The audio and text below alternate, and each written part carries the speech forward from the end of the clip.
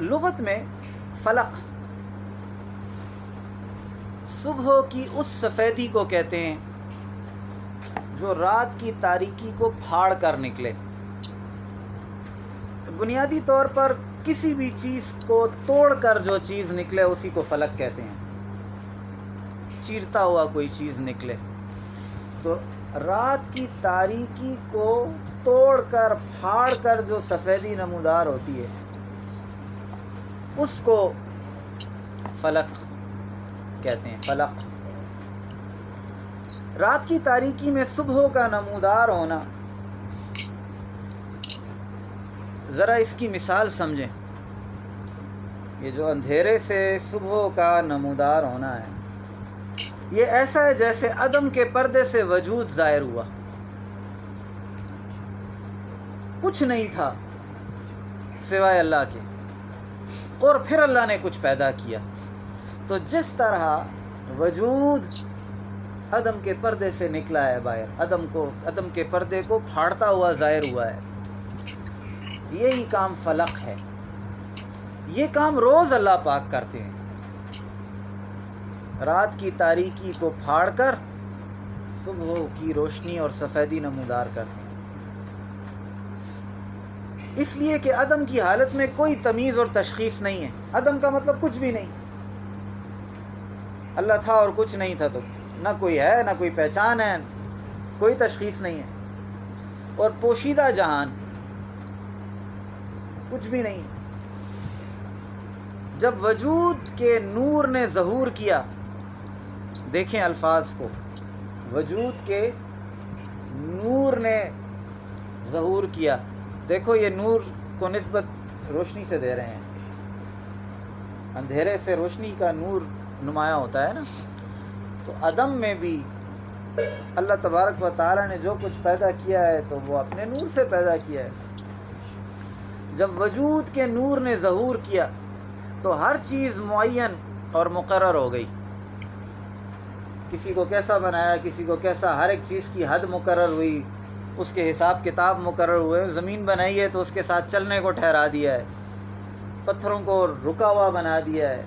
ہر ایک چیز کا اپنا ایک انداز، اس کی مدت، اس کا تعین مقرر کیا اللہ پاک نے. اس پر ہر چیز کے اثرات اور احکام مرتب ہونے لگے. دیکھو نا، پتھر جو ہے وہ رکا ہوگا اور زمین وہ کسی اور کیفیت میں ہے. اور اگر کوئی جاندار اللہ نے بنایا ہے تو اس کے اوپر کوئی اور حکم لگتا ہے، اور اگر انسان بنایا ہے تو کوئی اور حکم لگتا ہے. تو جب وجود کے نور نے ظہور کیا اور ہر چیز معین و مقرر ہو گئی تو اس پر ہر چیز کے اثرات اور احکام مرتب ہونے لگے. اور یہ حالت بعینی ہی صبح کے نور سے ظاہر ہونے کی حالت میں ہے، جس کی وجہ سے چیزیں ممتاز ہو جاتی ہیں. رات ہے، سب کچھ رات نے چھپایا ہوا ہے. دن کی روشنی ہے، ایک دم ساری چیزوں کو نمایاں کرتی ہے، اخکارا کرتی ہے. رات ہے تو ساری چیزیں جیسے رک گئی ہیں. دن چڑھتا ہے تو جیسے دنیا میں حس و حرکت شروع ہو جاتی ہے. رات کی تاریکی عدم کے پردے کی طرح ہے جس میں کچھ نہیں ہے. اور حقیقت میں دنیا میں جو بھی شر اور برائی موجود ہے، دنیا میں جو بھی شر اور برائی موجود ہے عدم کے وجود کے ملنے کی وجہ سے.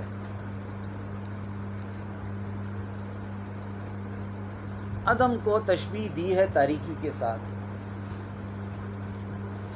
اور نور کو، روشنی کو تشبیہ دی ہے وجود کے ساتھ. اور دنیا میں اللہ پاک نے جو بھی کائنات میں شر اور برائی پیدا کی ہے وہ اس وجہ سے ہے کہ عدم وجود کے ساتھ مل گیا ہے. عدم سے چیزیں ظاہر ہو رہی ہیں. بس تمام شرور عدم کے حوالے سے ہیں. جتنے بھی شر ہیں یہ عدم کی وجہ سے ہیں. اور وجود کا نور انہیں واضح کرنے والا ہے. وجود کی روشنی بتاتی ہے کہ یہ چیز ٹھیک نہیں ہے. وجود کی سچائی اور پاکیزگی بتاتی ہے کہ یہ چیز پاکیزہ نہیں ہے. چونکہ یہ جو صورت ہے یہ شروں سے پناہ طلب کرنے کے لیے نازل ہوئی ہے. دیکھیں نا، قل اعوذ برب الفلق من شر ما خلق ومن شر غاسق اذا وقب ومن شر النفاثات فی العقد ومن شر حاسد اذا حسد. تو یہ پوری صورت میں جو بیان ہے یہ شروں سے پناہ طلب کرنے کا ہے. ناچار اس کی ابتدا میں نور کے ظاہر ہونے کی طرف اشارہ واقع ہوا کہ جب نور نمایاں ہوتا ہے تو شر غائب ہوتا ہے، شر پر غالب آتا ہے، شر کو چھپا دیتا ہے. اس لیے اس سورت کا نام نور کی طرف منسوب کر کے فلق رکھا کہ جو اندھیرے کو چیر کر روشنی کا نور پیدا ہوتا ہے. تو شروں کو چیرتا ہوا، ختم کرتا ہوا، ان پر غالب ہوتا ہوا جو نور واضح ہوتا ہے، اس لیے اس سورت کا نام فلق رکھا. میں نے آپ کو شروع بتایا نا، فلق سے مراد چیر کر نکلنا.